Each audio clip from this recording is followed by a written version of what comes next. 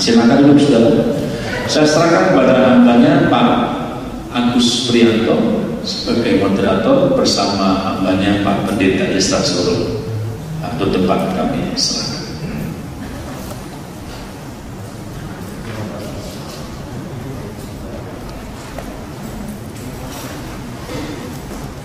Tuhan, selamat pagi. Bersyukur pagi ini kita boleh mengikuti seminar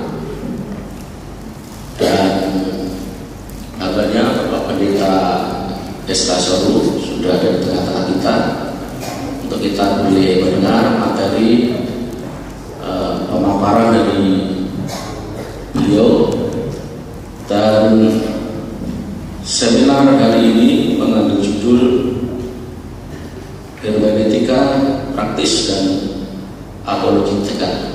Tadi sudah dibuka oleh Ketua API Bapak Pendeta Samuel Sudirjo. Saya tidak akan berlama-lama untuk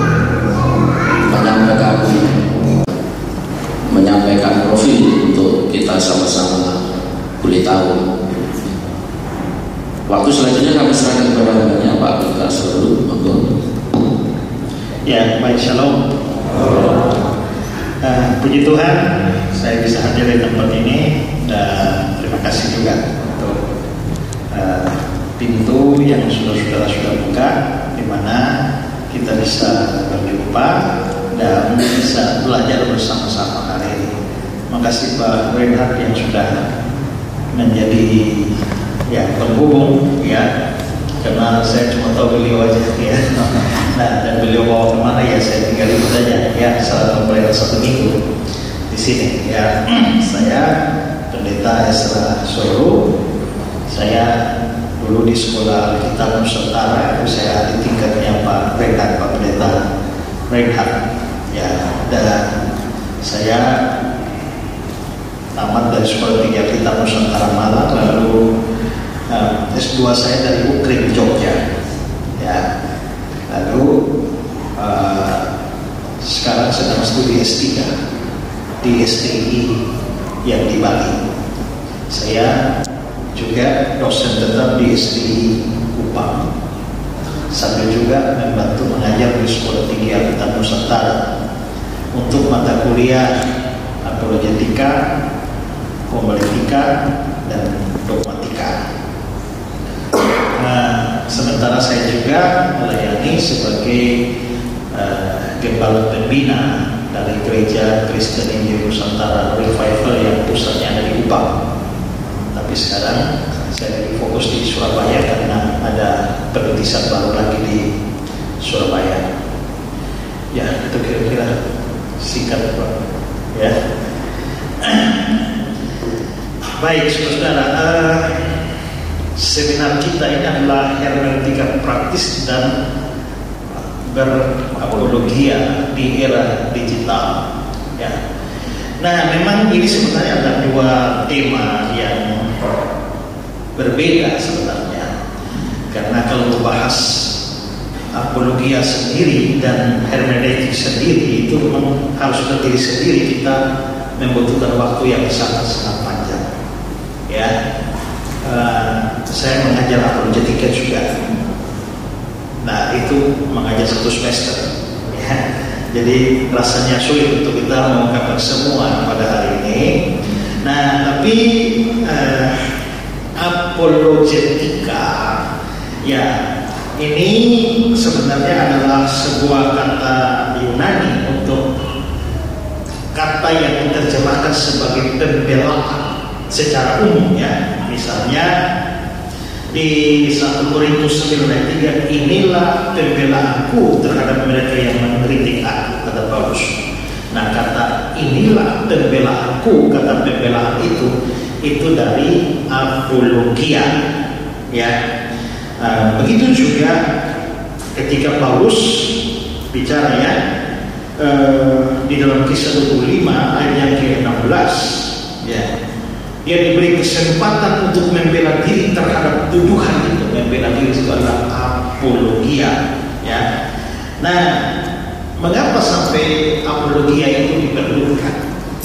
Atau dengan kata lain sebenarnya apologia ini adalah suatu cabang ilmu di mana orang Kristen diajar untuk mempertahankan imannya. Mengapa diperlukan apologia? Itu karena ada banyak serangan terhadap iman Kristen. Serangan terhadap iman Kristen itu bisa datang dari luar maupun dari dalam. Ya, dari luar misalnya saja kita berhadapan dengan Islam yang sering menyerang iman kita. Ya, nah dulu tidak terasa, tapi begitu kita masuk ke era digital, kita masuk ke media sosial, maka bertemulah semua kepercayaan, bertemulah semua agama. Dulu orang di masjid dia urus, dia mau apa dia mau tahu sendiri di masjid, kita di gereja sendiri ya nggak ada urusan. Tapi begitu kita bertemu di medsos, maka tidak terhindarkan bahwa kita akan bertemu dengan benturan kepercayaan atau iman-iman dari agama-agama itu.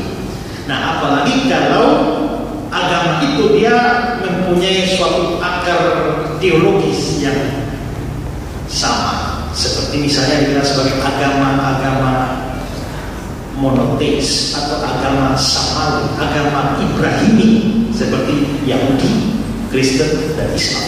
Itu kan mempunyai cerita sejarah yang kurang lebih sama, walaupun ada perbedaan dan pertentangan. Kalau kita dengan Hindu Buddha itu memang agak jauh, ya, bukan agak jauh, sangat jauh dan tidak bersentuhan dari sisi historis dan teologis. Tapi dengan Islam misalnya atau Yahudi, kita mempunyai kaitan yang sangat erat, terutama dengan Islam, karena ada banyak bahasa teologis yang sama, tapi pengertiannya berbeda. Ya, ambil contoh bahwa kemarin ada yang bertanya kepada saya bahwa waktu Yesus pulang ke kampungnya, terus mereka tahu dia, bukankah dia ini anak Maria, bukankah saudara-saudara yang ada di antara kita? Lalu mereka kecewa dan menolak dia. Lalu Yesus berkata, seorang nabi ya tidak diterima di kampung halamannya.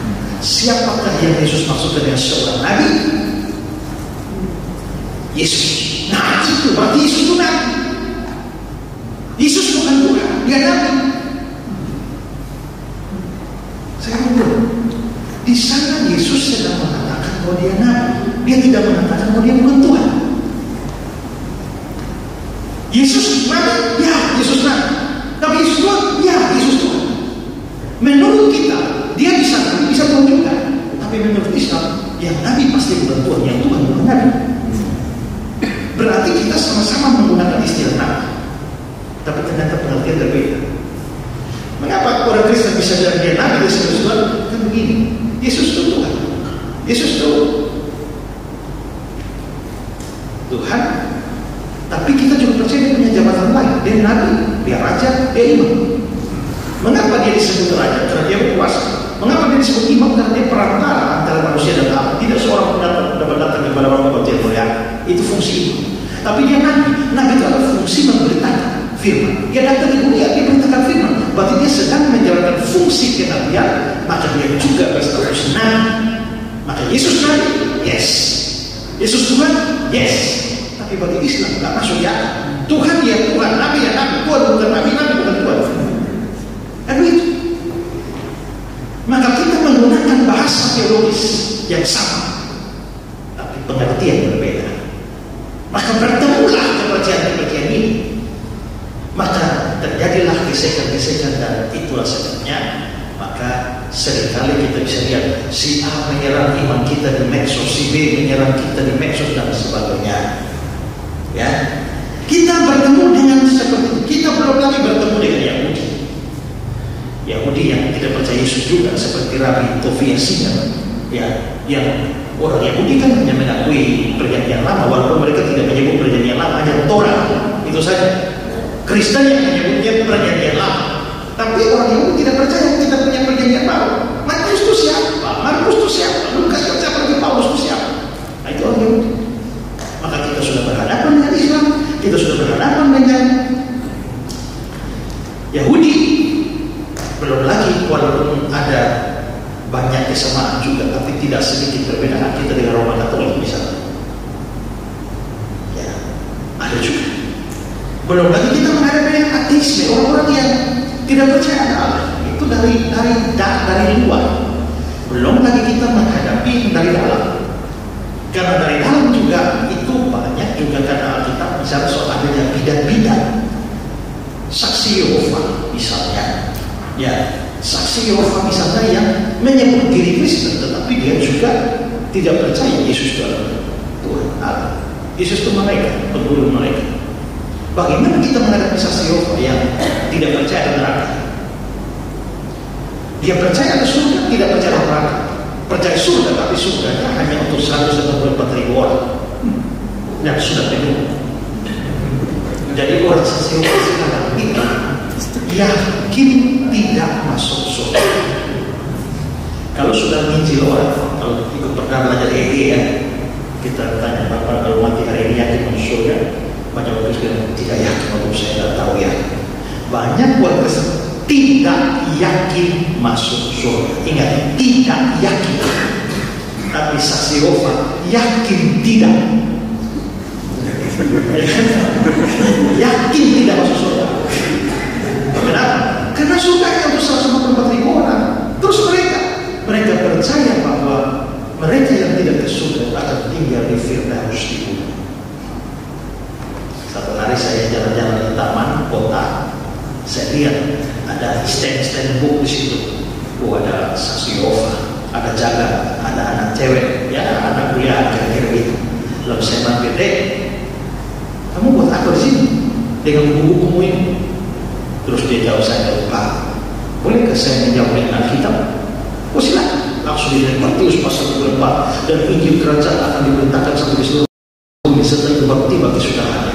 Jadi menurut ayat ini Injil kerajaan harus diberitakan dan saya ada di sini bawa buku ini untuk memberitakan Injil kerajaan. Wah. Lalu saya tanya, tapi siapa? Injil itu apa? Dia belum jawab, saya jawab. Saya tahu Injil itu adalah kabar baik. Nah sekarang misalnya ada saksi Yehova dan saya ikut ada kabar baik, kabar paling baik apa yang ada bisa berikan buat saya? Sederhana begini, kalau saya jadi saksi Yehova, saya mati kemana? Ke surga kan? Kan saya bahwa mereka tidak ke surga. Ke surga dia bilang tidak. Kita akan tinggal di Firdaus di bumi. Oh, jadi kita akan di bumi. Itukah kabar baik yang kau berikan padaku? Oke, sekarang izinkan saya berikan kabar baik buat kau juga. Bahwa menurut imanku di rumah Bapak ada banyak tempat tinggal. Ya, jadi cukup buat semua orang. Nah kalau kau ikut saya, kita dua ke surga. Kalau saya ikut kau, kita dua di bumi. Nah kira-kira antara bumi dan surga mana lebih bagus? Surga. Kalau begitu, saya mempunyai kabar yang lebih baik daripada kabar baik kamu. Ketimbang saya ikut kau dan kita dua di bumi, lebih baik kau ikut saya dan kita dua ke surga. Gimana? Nah itu saksi Yehova. Ya belum lagi kalau kita ketemu dengan Advent yang maunya kebaktian hari Sabtu, ya kita juga tak masalah, dia mau kebaktian hari Sabtu gak apa-apa. Tapi biasanya mereka yang bermasalah karena menganggap mau yang kebaktian hari Minggu itu lagi murtad. Ya kita menghadapi semacam itu karena Alkitab juga bicara bahwa menjelang juru sudah ada guru-guru palsu, menjelang akhir zaman makin banyak guru palsu, makin banyak nabi palsu, makin banyak bidan-bidan dan penyesalan. Itu berarti bahwa kekristenan yang sejati dirongrong dari luar dan dirongrong juga dari dalam. Nah maka di sini firman Tuhan memberikan mandat kepada kita, namanya mandat apologia. Itu di 1 Petrus 3:15. Siap sedialah setiap saat untuk memberi pertanggungan jawab terhadap setiap orang yang meminta pertanggung jawab tentang pengharapan yang ada padamu. Pertanggungan jawab itu bahasa Yunani adalah apologia. Maka berapologia itu adalah sebuah mandat. Kita punya dua mandat di dalam Alkitab. Mandat penginjilan, pergilah jadikanlah sebuah bangsa baru, dan kedua adalah mandat apologia, yaitu menjawab serangan terhadap iman Kristen. Ya, nah sekarang kita ada di era digital.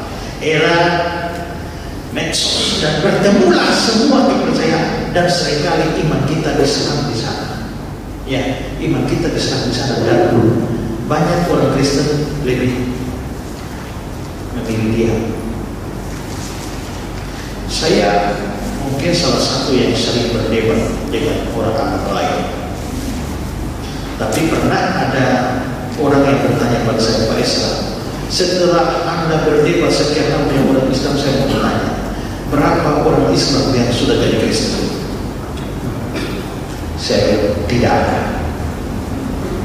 Nah, kalau tidak ada, kenapa berdebat? Karena saya berdebat bukan bikin orang Islam masuk Kristen. Itu tugas penginjilan. Saya mungkin tidak membawa orang luar masuk ke dalam, tapi saya yakin saya membuat banyak orang dalam yang tidak keluar. Ya. Karena ada banyak orang Kristen tidak paham kekristenannya. Ya. Karena pernah ada satu orang bilang, Pak, setelah saya nonton debat Bapak, saya batal jadi mualaf. Ya, artinya saya berhasil mempertahankan orang dalam tidak keluar. Ya. Nah, jadi sebenarnya mandat apologetik itu mandat pertanggungjawab iman kita. Bahwa iman Kristen, apologia, di dalam apologia pada kata logia, dari kata logos, logika. Maka berapologia itu adalah memberikan pertanggungjawaban secara rasional untuk menunjukkan bahwa iman kita iman yang rasional, bukan iman yang tidak masuk akal. Tadi malam saya masih khotbah, saya sempat singgung, ya, bahwa seringkali kita menganggap tidak masuk akal, tapi tidak. Iman kita tuh ada masuk akal, ada di atas akal, tapi karena di atas akal juga logis, maka itu menjadi masuk akal. Seperti saya bilang, menurut hukum biologi, laki harus kawin dengan perempuan baru bisa hamil. Ya, jadi Yusuf harus kawin dengan Maria dulu, hubungan seks dengan Maria, baru Maria bisa hamil. Baru melahirkan Yesus. Faktanya tanpa hubungan seks kok Maria bisa hamil? Ini sudah melampaui hukum biologi. Ini bukan lagi rasional, tapi supra-rasional, di atas akal. Tapi karena di atas akal, dia bisa menjadi masuk akal. Kenapa? Karena Tuhan pernah menghadirkan manusia di dalam dunia dengan 4 syarat. Pertama, tidak pakai laki, tidak pakai perempuan waktu hadirkan Adam. Ya kan? Hanya pakai tangan. Kedua, Tuhan pakai laki-laki, tidak pakai perempuan waktu dia bikin Hawa. Hanya pakai rusuknya laki. Yang ketiga, dia pakai laki-laki dan perempuan waktu dia menciptakan kita semua. Dan kita semua hasil kawin Muhammad. Kalau tidak pakai laki, perempuan sudah, pakai laki tanpa perempuan sudah, pakai laki dan perempuan sudah, kurang satu. Pakai perempuan, tidak pakai laki. Itulah yang menghadirkan Yesus Kristus ke dalam dunia. Masuk akal? Masuk akal. Kalau begitu iman kita rasional. Itu. Ketika kita dipersoalkan, masa orang Kristen kok menuhankan Yesus? Mana bisa kita menuhankan Yesus? Kita juga, waktu mereka bilang, manusia tidak bisa jadi Tuhan. Amin. Kita juga setuju manusia tidak bisa jadi Tuhan. Tapi saya tanya balik, kalau Tuhan mau jadi manusia, bisa tak? Saya tanya, apakah Tuhan maha kuasa? Ya, maha kuasa itu apa? Bisa semua? Bisa. Tidak ada mustahil bagi Tuhan? Yes. Kalau Tuhan mau jadi manusia, bisa nggak? Kalau Tuhan mau jadi manusia tapi nggak bisa, Tuhan nggak maha kuasa. Ya kan? Nah, kalau Tuhan maha kuasa, maka waktu dia mau jadi manusia, dia pasti bisa. Tapi kalau dia jadi manusia, kalau dia berhenti jadi Tuhan, pasti habis dong Tuhan. Kalau begitu, bisakah Tuhan menjadi manusia tanpa berhenti jadi Tuhan? Bisa? Bisa. Nah, itulah Kristen. Gitu kan? Ya, Tuhan menjadi manusia tanpa berhenti menjadi Tuhan. Makanya di dalam diri Yesus adalah Tuhan dan manusia. Karena dia manusia lah, makanya dia lapar, haus, mengantuk, tidur, ya mandi. Tapi kalau dia Tuhan lah, maka dia bisa mengampuni dosa, dia menendahkan badai, dia membangkitkan orang mati dan lain sebagainya. Yang Islam paling tidak bisa mengerti adalah winato Yesus, Tuhan dan manusia. Semua ayat Natal itu bicara Tuhan dan manusia. Sesungguhnya, ya seorang anak telah dilahirkan bagi kita. Seorang putra diberikan, anak dilahirkan, masa Tuhan harus dilahirkan? Tuhan tidak bisa dilahirkan. Berarti pasti manusia yang dilahirkan. Tapi tiba-tiba namanya disebutkan orang penasihat ajaib. Mana ada manusia disebut penasihat ajaib? Allah yang perkasa, El Gibor, Bapa yang kekal, Raja Damai. Mana ada manusia yang disebut begitu? Nah itu pasti ada. Kalau begitu dalam satu ayat manusia dan Allah muncul bersama. Ya kan? Hai engkau Bethlehem Efrata, daripada akan bangkit seorang. Akan bangkit seorang manusia. Tapi yang bermula sudah sejak purba kala, sejak purba kala. Nah, itu berarti Allah. Berarti Allah manusia, Allah manusia. Nah, seringkali kita diserang seperti itu, tapi kita banyak orang Kristen tidak siap menjawab. Mereka mungkin orang Kristen yang baik, orang Kristen yang tulus hatinya, orang Kristen yang sungguh beriman. Tapi ketika mempertanggungjawabkan iman, kita seringkali tidak bisa.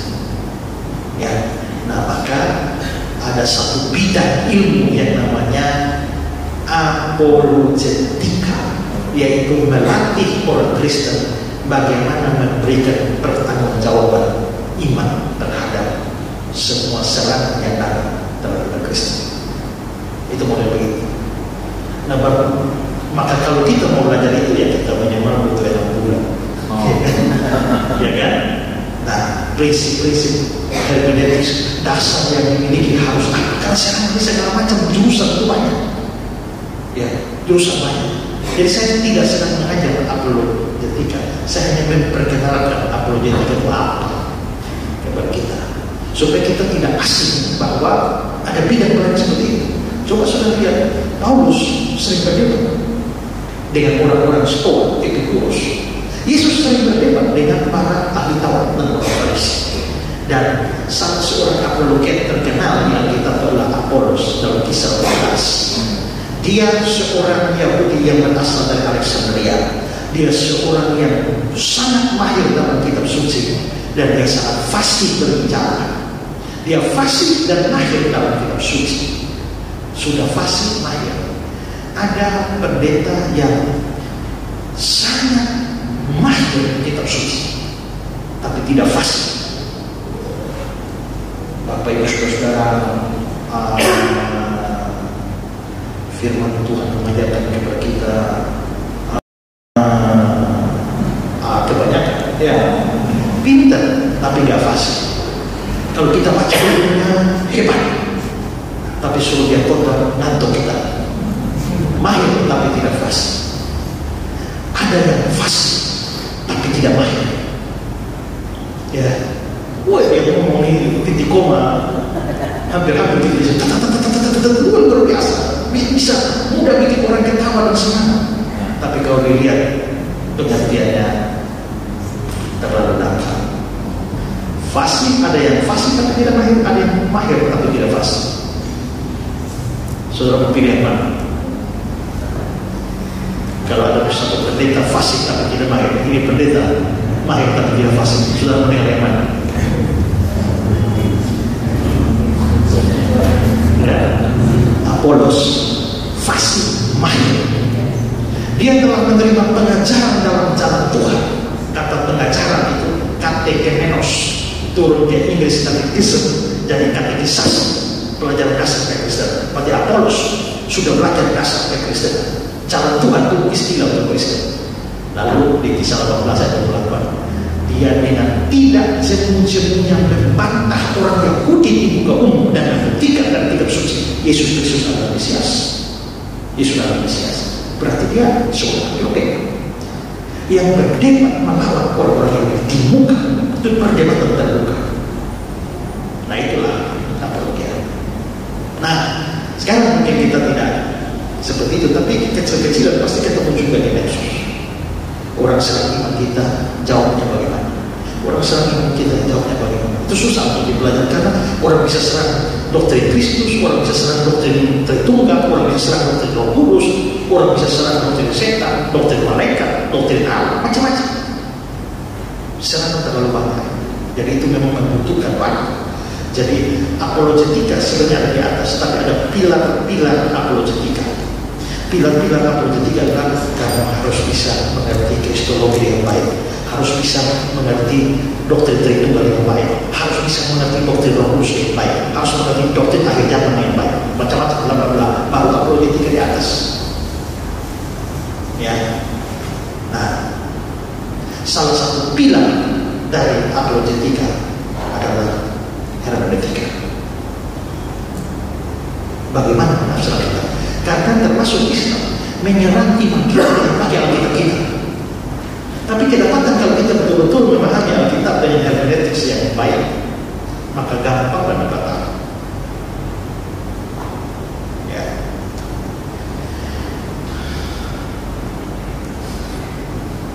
Coba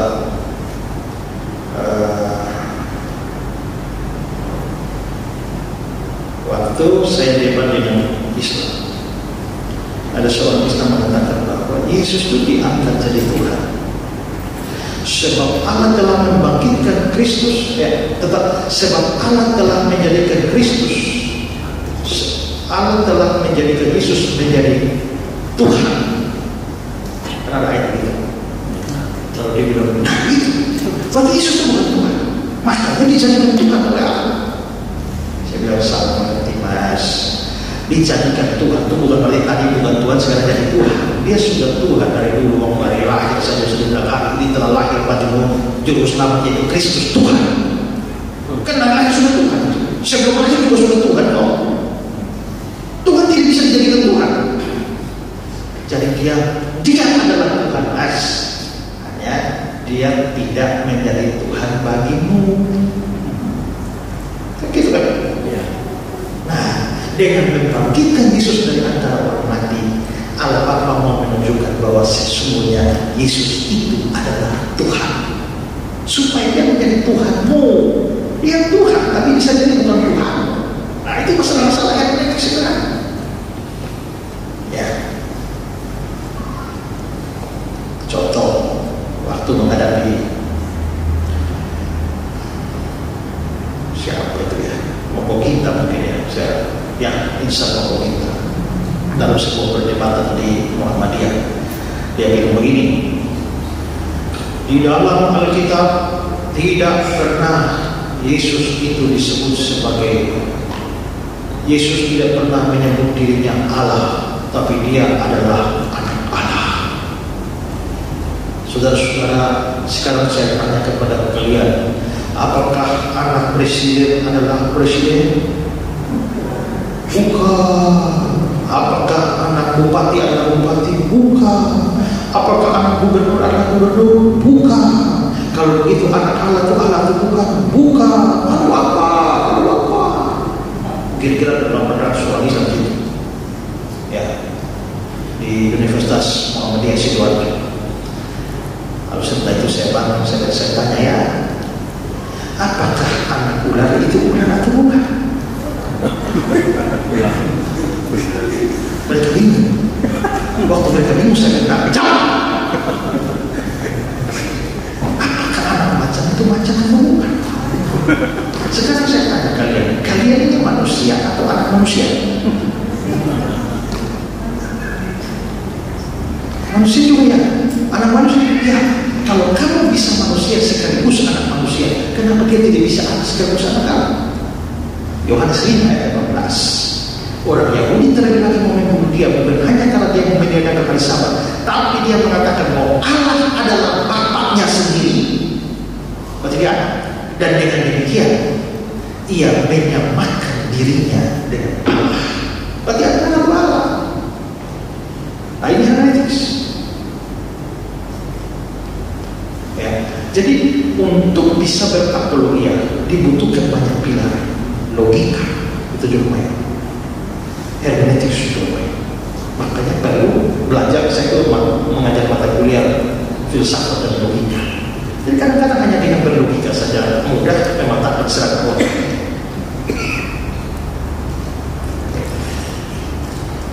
Setelah bertanya, di mana Yesus mengatakan aku adalah Tuhan, aku adalah Allah? Saya bilang, apakah kamu hanya percaya apa yang Yesus katakan? Oh iya, kalau Yesus mengatakan dia Tuhan, saya percaya dia Tuhan. Tapi kan dia tidak pernah mengatakan dia Tuhan. Mana? Jadi menurut kamu Yesus itu atau bukan? Bukan. Kalau begitu tolong jawab saya. Di mana Yesus pernah mengatakan, aku bukan Tuhan?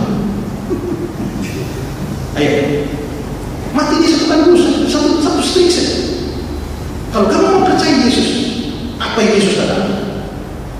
Ya dia tidak pernah mengatakan aku Tuhan Allah, tapi dia juga tidak pernah menyangkal bahwa dia Tuhan Allah. Waktu Thomas berkata ya Tuhanku dan Allahku, Yesus tidak khusus Thomas, jangan ngomong sembarangan. Enggak kan? Waktu Thomas bilang Tuhanku dan Allahku, Yesus bilang berbahagialah kamu telah melihat aku dan kamu percaya.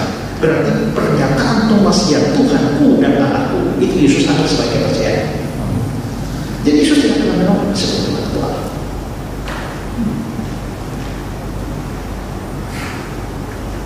Saya diserang oleh Islam. Kalian orang Kristen mati kok pakai jas masuk peti, sedangkan Yesus saja tidak pakai peti, tidak pakai jas. Lalu saya tanya, apakah saya harus mengikuti Yesus? Oh iya dong. Tapi kalau di Indonesia ini lebih aman defensif. Kalau ofensif, maka kamu akan dianggap penista agama dan berujung di penjara. Ya. Makanya saya tidak mau ofensif. Saya tidak belajar Al-Quran, tidak belajar Islam. Ya, tapi saya belajar iman Kristen supaya waktu kamu serang dan mempersoalkan agama saya berdiri untuk menjawab. Tapi mengorek apa imanmu dan apa kepercayaanmu, saya akan korek itu. Ya. Nah, beberapa teman memang maju ke sana itu benar, secara Alkitab juga benar. Hanya memang hukum kita ini kan juga susah untuk adil. Makanya mereka menista agama kita tetap bebas. Kita punya tidak menista pun bisa masuk penjara. Teman saya Pak Garcia Pero dari Desember kemarin masuk sampai sekarang tidak keluar. Ya, ya itu kira-kira gambaran. Nah, sehingga itu gambaran tentang pelayanan di era apologia